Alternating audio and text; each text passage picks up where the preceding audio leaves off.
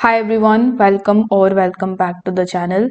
In this video, I'm going to show you how to withdraw your CBEX trading platform. So first of all, you will have to come on cbextrade.com, and over here, once you are on this page, you need to simply scroll down and click on this sign up/register option.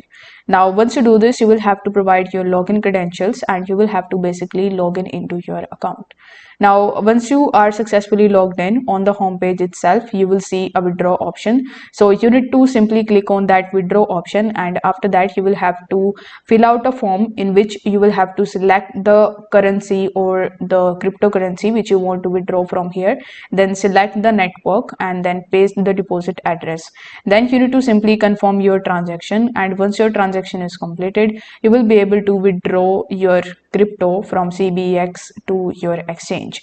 Now, if you face any kind of problem while withdrawing your money, I would recommend you to contact them via their Telegram account, or you can even come on their official website, and in the About Us section you will see their contact details, so you can contact them directly for your withdrawals. If this video helped you out, consider subscribing and liking the video. Thanks for watching.